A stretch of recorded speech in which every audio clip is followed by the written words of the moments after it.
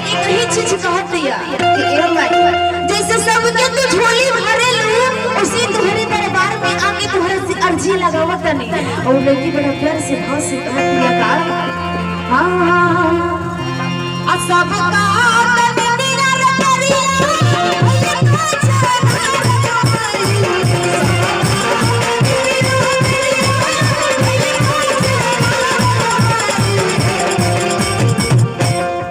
तनी मनी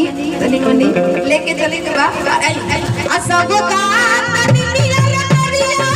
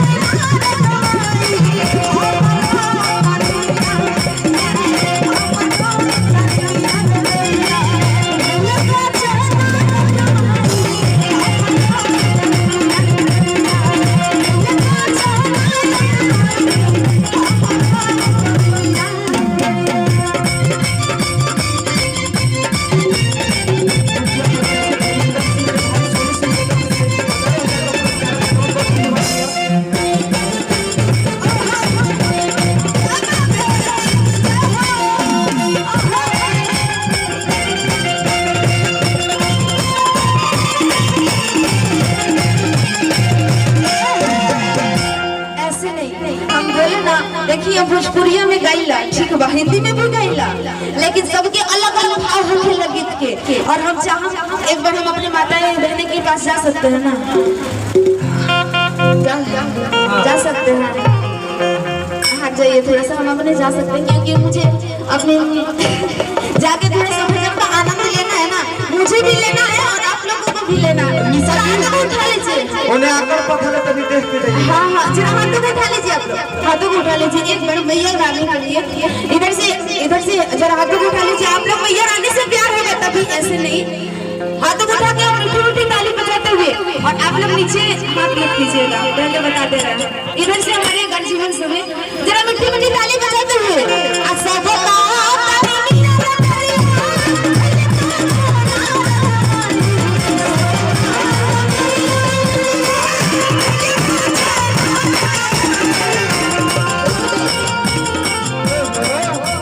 सुनाई कहे नहीं दे रहा है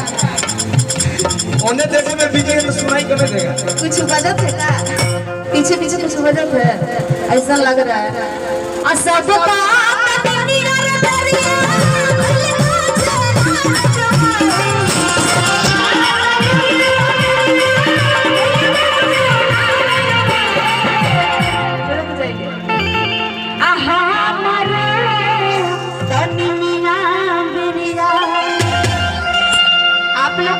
ज्यादा ठंडा लगता नहीं ना माता रानी का आनंद लेवे के है ना लेवे के बड़ा देखिए चाची जी कहत अरे उठाओ ना उठा के काहे नहीं उठावत आप लोग हाथ को खोल के उठाइए पूरा पूरा और सब लोग ताली चाली चाली बजना चाहिए और सब का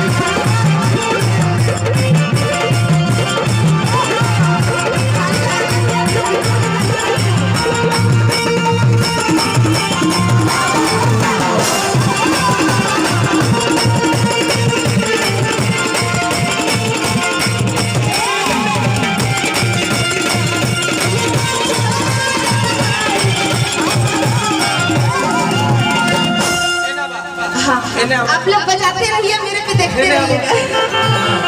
लेकिन कहना है इन लोगों के लिए कहना है कि उस ससुराल में साली रखे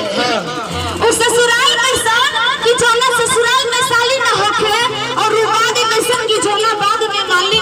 अपने साली रहना जरूरी है बा।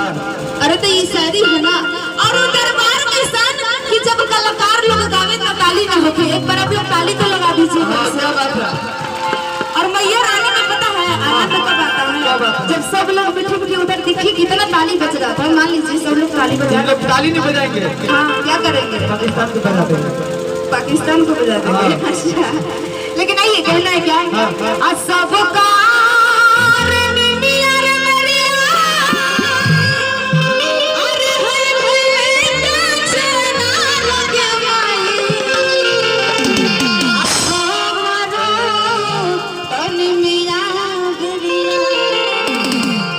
जब बिटिया का वाला करोड़ों से बियाह शादी में गई रहते ना, अरे निमिया के डाढ़ बिया, अरे लावेली झूलवा हो के झूला।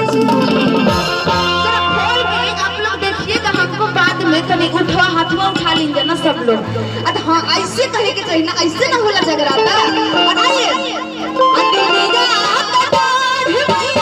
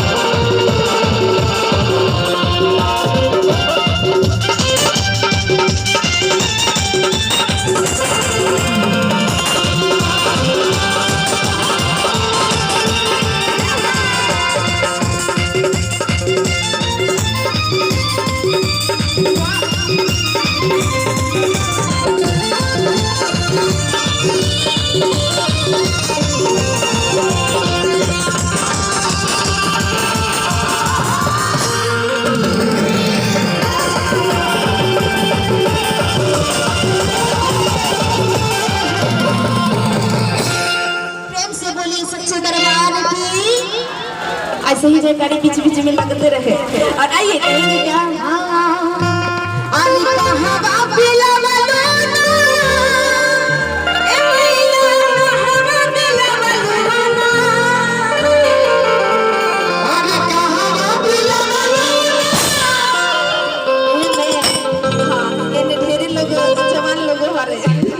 लेकिन देखा